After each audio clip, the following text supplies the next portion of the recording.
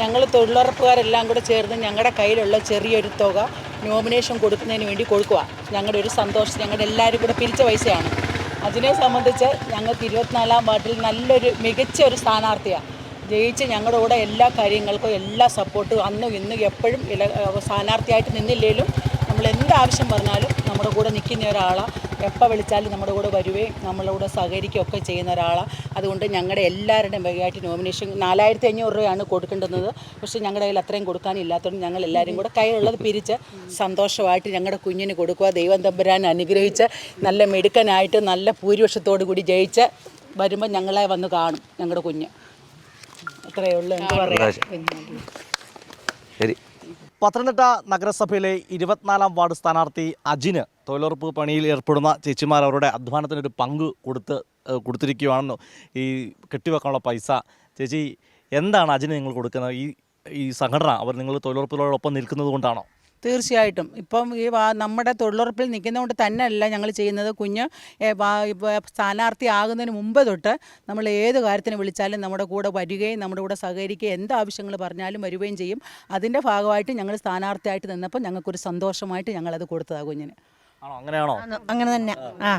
അങ്ങനെ തന്നെ. നിങ്ങളിപ്പോൾ നമ്മൾ നോക്കുമ്പോഴേ ഈ തൊഴിലുറപ്പ് തൊഴിലാളികളെ നോക്കുമ്പോൾ തൊഴിൽ ദിനങ്ങൾ ഇപ്പോൾ സംസ്ഥാനത്തെ LDFും ഒക്കെ ഇവിടെ നഗരസഭയിൽ നടത്തുമ്പോൾ കൂടുതൽ കിട്ടിയ ഒരു കാലം കൂടിയാണെന്ന് ഞാൻ വിശ്വസിക്കുന്നു, അല്ലേ?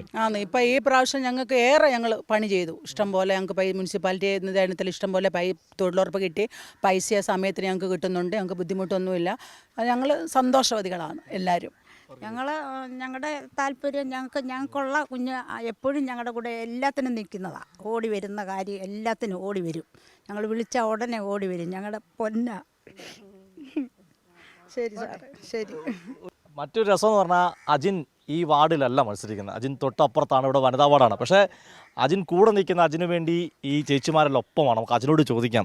അജിനെ, വലിയ സന്തോഷമുള്ളൂ ഇത്രയും അമ്മമാരുടെ ഒരു പിന്തുണ. ഇനി എന്താണ് വേണ്ടത്? തീർച്ചയായിട്ടും ഒരു സ്ഥാനാർത്ഥിയാവുന്നതിന് മുമ്പ് തന്നെ ഈ പ്രദേശവുമായൊക്കെ ബന്ധപ്പെട്ട് നിന്ന ആളാണ്.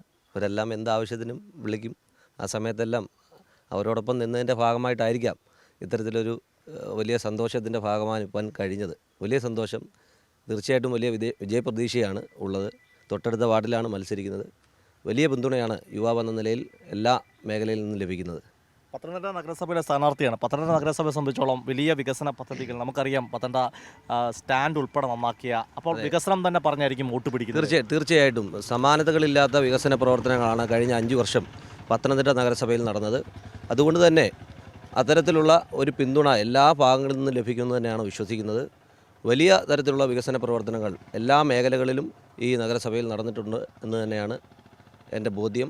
ആ ബോധ്യത്തിൻ്റെ അടിസ്ഥാനത്തിൽ ഒരു പിന്തുണ മുഴുവൻ മേഖലകളിൽ നിന്നും ഈ വാർഡിൻ്റെ മുഴുവൻ മേഖലകളിൽ നിന്നും ലഭിക്കുമെന്നാണ് പ്രതീക്ഷിക്കുന്നത്. അജിൻ, ഈ അമ്മമാരുടെ അനുഗ്രഹം അജിനെ കരുത്താകട്ടെ എന്ന് ആശംസിക്കണം. അവരുടെ എല്ലാം പ്രാർത്ഥനയും പിന്തുണയാണ് എൻ്റെ വിജയപ്രതീക്ഷ. തീർച്ചയായിട്ടും അങ്ങനെ തന്നെ സംഭവിക്കുമെന്നാണ് വിചാരിക്കുന്നത്. ക്യാമറമാൻ അഖിലേഷ് കുടുംബോടൊപ്പം സുജിറ്റി ബാബു, കൈരളി ന്യൂസ്, പത്തനംതിട്ട.